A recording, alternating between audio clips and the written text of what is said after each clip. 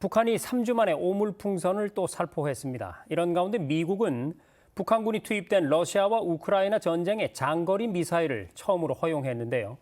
북한 관련 상황 뉴스룸에 나와 있는 취재 기자와 자세한 얘기를 나눠보겠습니다. 자, 신국진 기자, 북한이 이 오물풍선을 또다시 띄워보냈군요. 네, 지난달 24일 이후 쓰레기 풍선을 부양하지 않았던 북한이 18일 약 40개의 쓰레기 풍선을 띄웠습니다. 3주 만인데요. 이 가운데 약 20여 개가 수도권과 경기 지역에 떨어진 것으로 확인됐습니다. 현재까지 풍선의 인체에는 해로운 물질이 발견되지는 않은 것으로 알려졌습니다.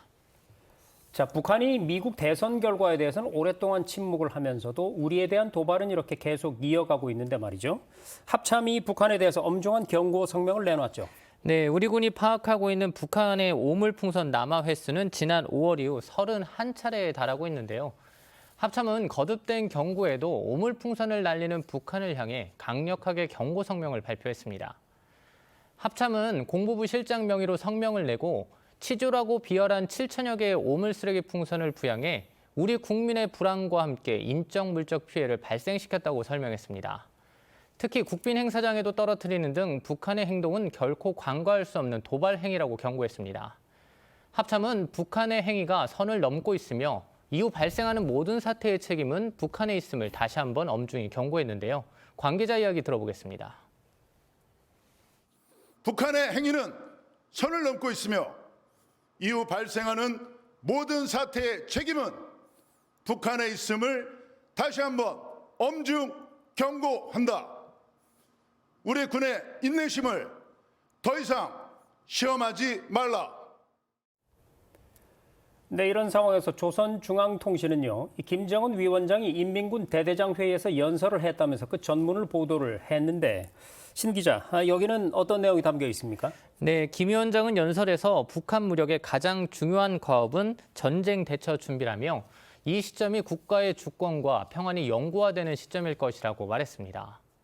또한 핵무력 강화 노선이 불가역적 정책이 된 지 오래라며 남은 것은 핵무력이 전쟁 억제력을 투쟁할 수 있도록 완벽한 가동태세를 갖추는 것이라고 말했습니다.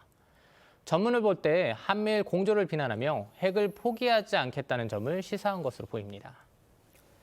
자, 그러면 주제를 조금만 바꿔볼까요? 북한군이 투입된 우크라이나 러시아 전쟁에 미국이 장거리 미사일 사용을 처음으로 허용을 했죠. 네, 외신들이 잇따라 관련 내용을 보도했는데요. 조 바이든 대통령은 현지 시간으로 17일 우크라이나가 러시아 본토까지 타격할 수 있는 미국산 장거리 미사일 사용을 허용했다는 겁니다. 미국이 허가한 미사일은 사거리가 약 300km인 에이테크임스 미사일인데요. 그동안 우크라이나가 미국이 제공한 무기로 러시아 본토에 있는 군사시설을 공격하게 해달라는 요청을 허락한 겁니다.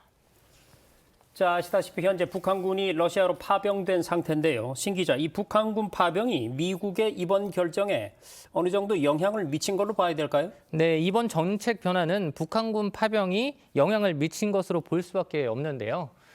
바이든 정부는 지난 5월 하르키우 방어 목적으로만 사거리가 약 80km인 고속 기동 포병 로켓 시스템을 사용할 수 있도록 하는 등 일부만 제한을 해제했습니다.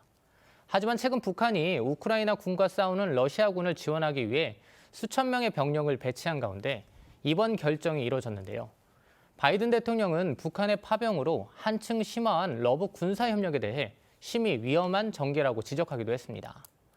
또한 이번 파병이 북한의 직접적 대남 도발이나 미사일 발사, 7차 핵실험 등의 가능성을 높인다는 점을 강조하기도 했습니다.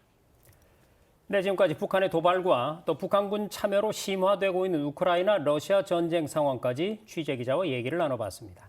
신국진 기자, 수고 많았습니다.